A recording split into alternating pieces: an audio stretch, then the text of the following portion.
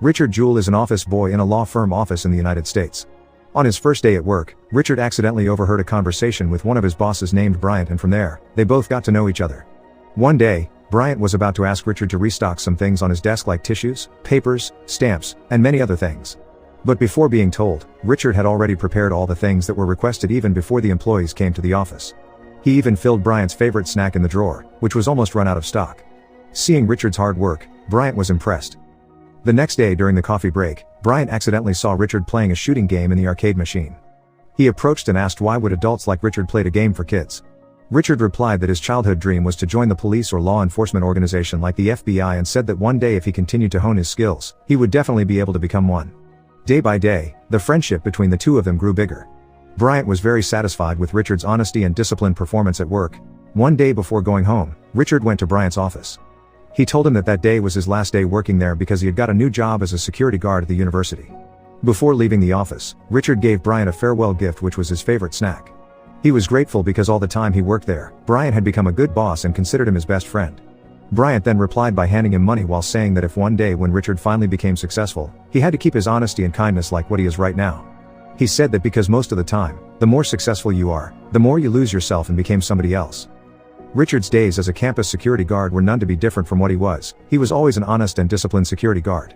Sadly, his way of enforcing the campus's rules led him to be judged by the chancellor to be too excessive, making the students uncomfortable.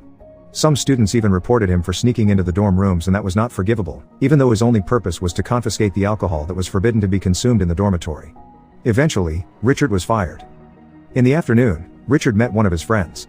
He was then advised to apply for a job as an officer at the American Olympics. In the next scene, in a news media agency office, a journalist named Kathy was seen upset because her boss was constantly driving her to find compelling news. A few days later, Richard finally got a new job as a security guard at the Olympics event. Before leaving for work, he said goodbye to his mother named Bobby. He also invited her to attend the Olympics opening ceremony in the evening. In the middle of the concert, a man named Tom, an FBI agent sent to guard the event, was seen. Not long after, Kathy, the journalist, came and talked to him. Turned out that the two of them already knew each other. Kathy's intention of coming there was to look for something to write as news, but she was disappointed because she couldn't find anything exciting there. Meanwhile, when Richard was on his duty, he saw someone carrying an oddly big backpack that triggered his suspicion. As usual, while his co-workers and even the police there were enjoying their time chatting and watching the concert, Richard maintained his discipline and swiftly followed the person. But when Richard managed to catch up with the suspicious person, it turned out that the bag was just filled with beverages. On the second day of the Olympics, Richard was late for work because of a stomach problem, but he still insisted on leaving, even though his mother kept forbidding him. Working all day and night made Richard look so tired that one of his co-workers told him to change shifts, but again he refused and wanted to keep doing his work. On the other side, the 911 emergency service suddenly got a call from an unknown caller, saying that a bomb has been installed in the middle of the Olympic venue and within 30 minutes, the bomb would explode. On the other hand, Richard, who was guarding the event, accidentally found a suspicious bag. Driven by his suspicion, he then asked the officers to check it, but the security officer underestimated his suspicion and said that the bag might just be an ordinary bag. Despite all the officers said, Richard still obeyed the security protocol. He insisted on asking them to contact the bomb disposal officer. Richard went to the broadcasting room and ordered everyone there to get away immediately because there was a suspicious bag found at the venue. They didn't believe what Richard said and said that they only wanted to obey the orders from the police, not from an ordinary security guard like him. When he came back downstairs, the bomb disposal officer had arrived, and finally, the bag was checked.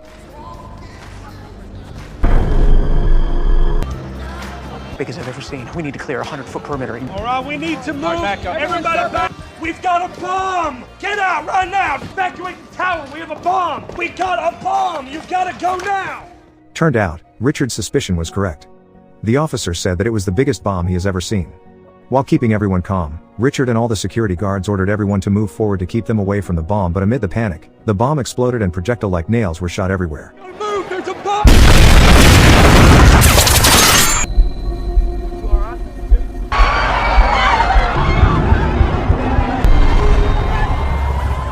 The explosion caused chaos at the venue. Many people were hit by the nails, some even lost their lives and the rest were lightly or heavily injured. But, thanks to Richard, the casualties could be minimized. Fast forward hours later, in the morning, Richard was looking at the crime scene where the explosion took place. Suddenly, a reporter from one of the TV stations came and immediately interviewed him. The reporter said that Richard was considered a hero because he was the first person who managed to find the bomb and called the officers to help evacuate the residents last night, so many lives were saved. Day by day, Richard's name was becoming more and more famous. Many calls came inviting him for interviews at various shows, even offering to write a biography. Every time he walked, people always praised and thanked him for his heroic actions. On the other hand, in the FBI headquarters, Tom looked stressed. He was scolded by his boss because of his klutziness. He missed such fatality and smeared the FBI's reputation. Such embarrassment was even covered in various TV news. The boss couldn't help but ordered him to find out who the culprit of yesterday's bombing was, no matter what, so that they could maintain their good reputation. In fact, they even suspected Richard to be the culprit. Tom and his colleagues then go to the campus where Richard used to work before. They received information about the mistakes that Richard had made that led him to get fired from his job as the campus security guard from the chancellor. Richard's bad track record in the past was collected to strengthen Tom's suspicions and to frame Richard for the bombing incident. All of this was done just to restore the FBI's reputation and to show how fast they could find the culprit of the crime. At home, before leaving for work, Richard called Bryant, his old boss when he worked as an office boy at the law firm office. He asked Bryant to be his lawyer because he never knew about the agreement for making the biography and other issues regarding the offer of cooperation. Hearing that, Bryant gladly helped him, but before hanging up the phone, he told him not to sign anything before he came. That night while drinking in a bar, Kathy met Tom. She knew for sure that by now, the FBI already suspected someone and was after the suspect of the previous bombing. That's why she asked him to tell her who was the person the FBI was after. He refused to tell her since he and his team hadn't found any strong evidence to support their suspicion. She teased him until finally, he unconsciously leaked the information that the FBI was suspecting Richard, the person that everyone thought was the hero. The next day at the office, Kathy immediately ordered her coworkers to write the big news about the bombing incident. The news included the suspicion of the bombing culprit, which is Richard, who was currently considered a hero of the incident. Shortly after, the news spread to the public and became a headline. Kathy was greeted with applause by the other staff for successfully raising their news channel rating. On the other hand, in the FBI headquarters, Tom's boss was furious when he found out that their suspicion was leaked to the public. His boss was sure that one of them must have leaked the information. Fearing that their suspicion was wrong and worsen their reputation even further, the boss immediately assigned Tom to interrogate Richard and then do anything needed to frame him so that their allegations can be proven to avoid embarrassment.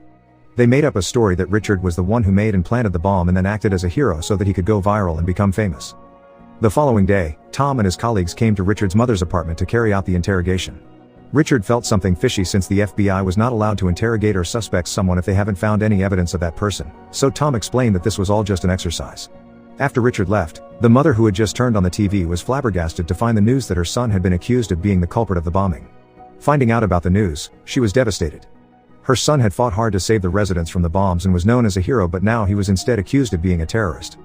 During the interrogation process, something fishy was going on. Richard was told to string up the entire chronology of yesterday's bombing as if he was the culprit. They even made a statement letter and asked him to sign it. Lucky for him, he realized that the letter was a real one, instead of just a fake one for rehearsal purposes. He asked permission to contact his lawyer before continuing, but unfortunately, Bryant didn't pick up. Hours later, Bryant finally called back because it turned out that he had just arrived at the office.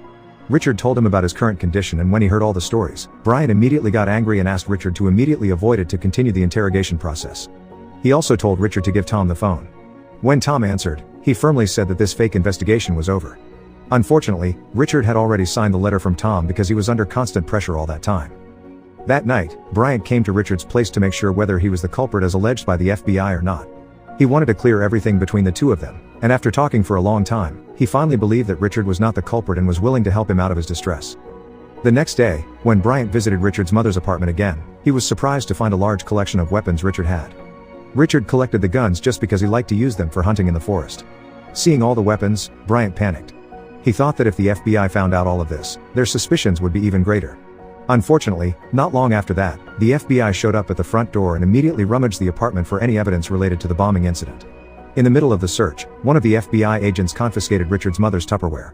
She didn't like it and immediately chased him out of the apartment. My under things. Over here, please. Bobby. Take out some really dangerous pantyhose, apparently. Bryant couldn't help but accompany her, who was panicking, leaving Richard alone with Tom and the other FBI agents. It turned out that they purposely lure Bryant and Richard's mother out so that they can persuade Richard to do something for them. They asked Richard to repeat the sentence that Tom said while being recorded. The sentence was the perfect copy of what the real culprit said when calling 911 before the explosion, saying that there is a bomb in Centennial Park and they had 30 minutes before it exploded. Tom just managed to get the evidence of Richard's recorded voice recording when suddenly Bryant came and kicked them out of there. There is a bomb in Centennial Park. You have 30 minutes. No. He's volunteered this. Oh, bullshit. Let's go, not Client today. agreed to this. I'm having all this shit excluded. You guys are full of shit. Days passed and the news about Richard continued to spread all over the media. The reporters were always waiting in front of the apartment day and night, making him and his mother stressed out. Sometime later, Bryant took Richard to see a psychiatrist where Richard ran a test using a lie detector machine. After answering a few questions from the psychiatrist, they all waited for the test results, and when the test results came out, Richard was declared to be honest and passed the test, proving all the FBI's accusations were wrong. Richard and Bryant then went to the news agency where Kathy worked. They both asked her to revoke all the hoaxes about Richard's accusation. Bryant even cursed at her in front of everyone in the office while forcing her to immediately apologize for destroying Richard's and his mother's innocent life with the news she wrote without any evidence. The next day, Kathy thought about what Bryant said and tried to find the facts by matching what was told to her with the actual situation at the crime scene. She measured how far the location of the bag containing the bomb was from the public telephone used by the culprit to call 911. She was shocked when she realized that the distance between the 2 points was too far. The time gap from the witness testimony for the last time seeing Richard with the time of the bomb detonating is very close compared to the time spent traveling from the public telephone to the bag's location, which only meant that the caller was not Richard, and it also meant that Richard was not the culprit. Knowing all that brought guilt to her. It turned out that the news she's been writing all this time was a mistake. She didn't think that she had ruined Richard's family's life. When Kathy explained all these facts, Tom ignored it and continued his accusation to Richard about the bombing incident so that he can restore the FBI's reputation.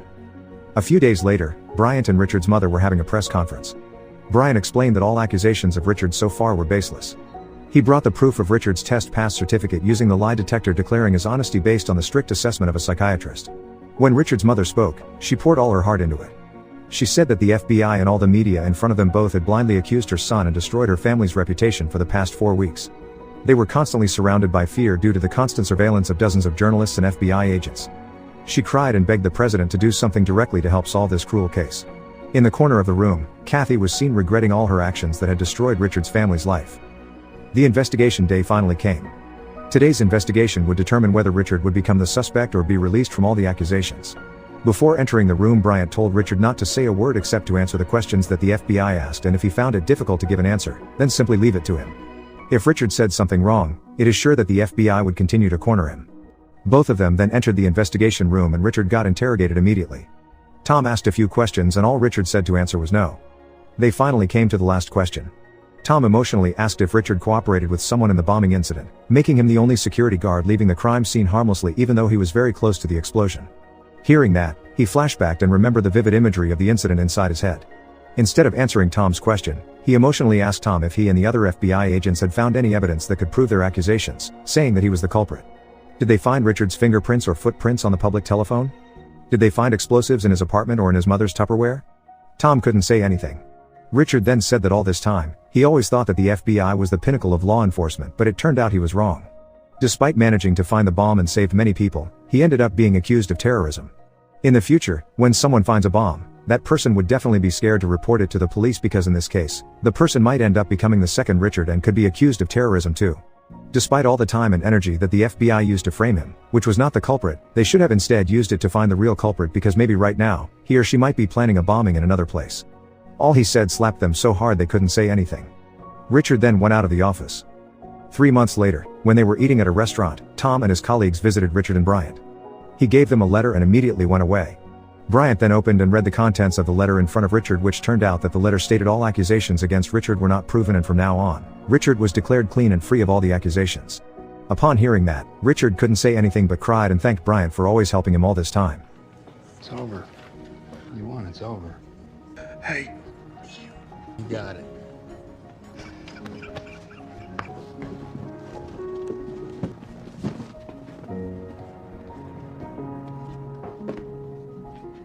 A few years have passed and now Richard had worked as a police officer. Bryant came to visit him and told him that the FBI had finally managed to arrest the real culprit. Starting from that day, Richard's reputation was completely clean. With a smile on his face, Bryant left his friend, the person who used to be his office boy, which now becomes to be a hero.